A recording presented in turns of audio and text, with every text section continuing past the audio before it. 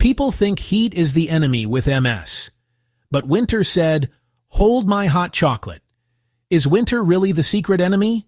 And more importantly, what can you do about it? Welcome, welcome, welcome to the show that's colder than a polar bear's toenails, but warmer than your favorite blanket. Today we're talking about something tricky. We're talking about multiple sclerosis and winter. Now, I know what you're thinking. You hear MS and weather, and your brain immediately goes to heat. Everyone talks about heat. Heat is the big, bad villain of the MS story. It gets all the press, all the headlines. Summer is the season of caution, the time of cooling vests and staying indoors. But what if I told you that winter has its own special brand of mischief? What if winter is the quiet, sneaky villain that nobody sees coming? Picture this. You're bundled up, you've got the layers, the big scarf. For so many people living with this condition, the biting cold isn't a refreshing change of pace. It's a rude guest that shows up uninvited, messes with the thermostat of your nervous system, and makes everything just a little bit harder. So, is winter really the secret enemy? And more importantly, what can you do about it? Don't worry, we are going to get into it. This isn't going to be one of those heavy medical lectures that makes you feel like you need a PhD just to understand your own body. No, we're going to keep it simple. We'll use plain words, a little bit of humor, and some real, lived experiences. We'll talk about what the cold actually does to your nerves, why it makes you feel like the Tin Man before he found his oil can, and most importantly, we will give you some actual practical tips to fight back. All right, let's start by busting a big myth. For years, the conversation around MS and temperature has been almost entirely focused on heat. You've heard it all before. Summer days are a minefield. A hot shower can trigger symptoms you should probably live inside an air-conditioned bubble from May to September. And look, that's not wrong. Heat sensitivity, or Uthoff's phenomenon, is a very real thing for a lot of people with MS. High temperatures can slow down the signals traveling along nerves that have been damaged by the condition. That leads to temporary worsening of symptoms like blurry vision weakness fatigue. It's a well-documented, widely discussed part of the MS experience. But here's the thing. Heat isn't the only player in this game. Cold sensitivity is its lesser-known but equally frustrating cousin. While heat gets all the attention, like the popular kid in school, cold is the quiet one in the corner, secretly causing just as much trouble. This can leave people feeling confused or isolated when their bodies react negatively to a cold front. They think, wait, I thought the cold was supposed to be my friend. So, what is actually happening inside your body when the temperature drops? Let's get into some simple science. No lab coat required. The short answer, cold slows things down.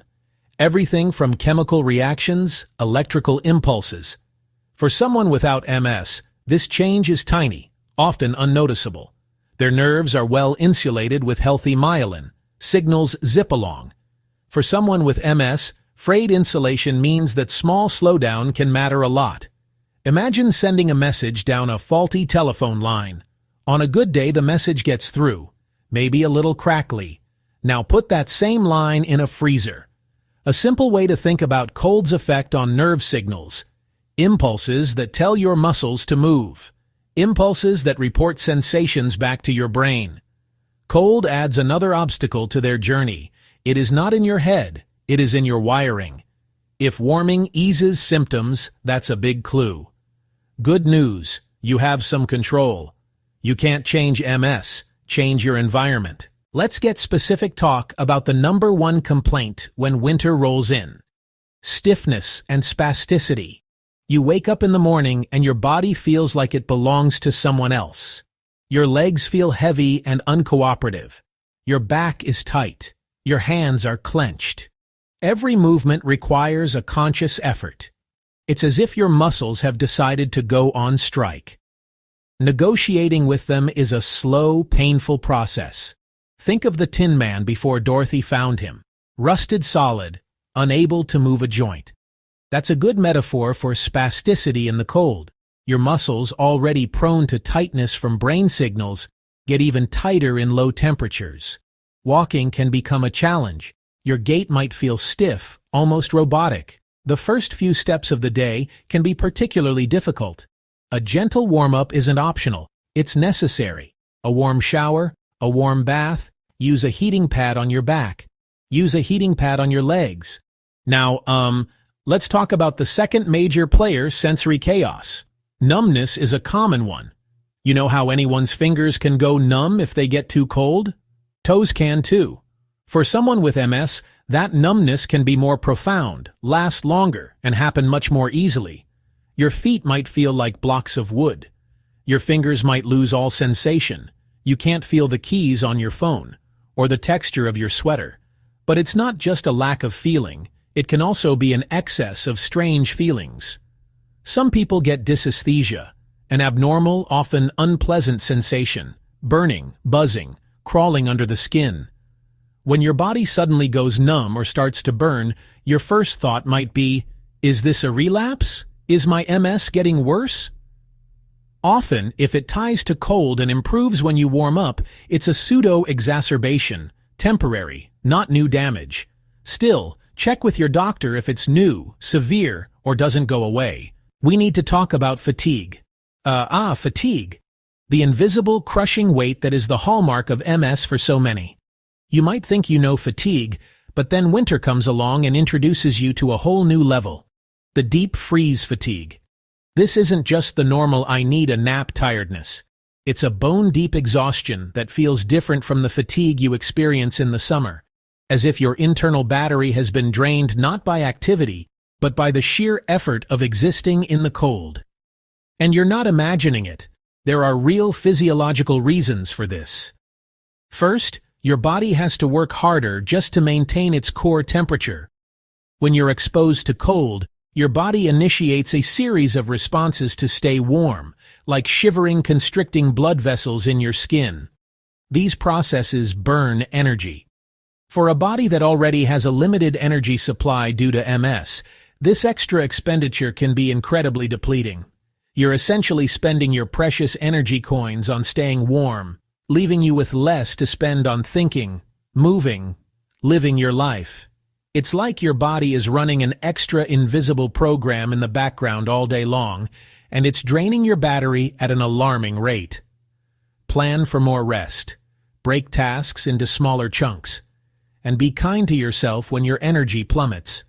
It's not a personal failing, it's a physical response. Okay, so after everything we've just said about how rude and terrible winter can be, I'm about to throw a plot twist at you that would make M. Night Shyamalan proud. Are you ready? For some people with MS, cold weather actually makes them feel better.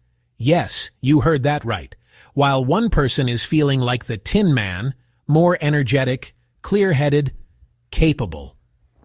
It's a baffling reminder. MS is wildly, intensely individual. There is no one-size-fits-all experience. For people whose symptoms are triggered by heat, cool autumn and winter air can be a huge relief. Nerve signals travel more efficiently on cool days, improved function, less fatigue, a general feeling of well-being. Both reactions are valid and normal. Become a detective of your own body.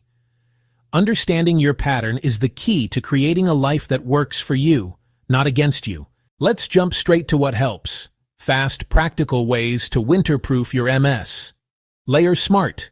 Thermal base, a warm mid-layer, then a wind and waterproof shell so you can adjust anywhere. Protect extremities. Thermal socks, insulated gloves, plus hand and foot warmers before you head out. Heat aids are magic. A heated blanket and pre-warming your bed for 10 minutes can turn stiff mornings into smoother starts. Use a heating pad for targeted relief, lower back, shoulders, or legs before activity or longer walks. Build a warm start. Take a warm shower or bath to relax muscles and jumpstart circulation. While you're warm, do 5 to 10 minutes of slow stretching, gentle ranges, no pushing through pain. Keep moving indoors. Try light yoga, tai chi, or seated stretches for circulation without the chill. Ask your doctor about vitamin D, and consider a light therapy lamp to counter darker days. If this helps, like and subscribe for more MS survival guides. Plan your day strategically. Batch errands, schedule warm-up breaks, and use your warmest windows. After stiffness, fatigue, and sensory chaos, we've reached the point. Here's the takeaway. If cold trips you up, your MS isn't worse. It's temperature sensitivity.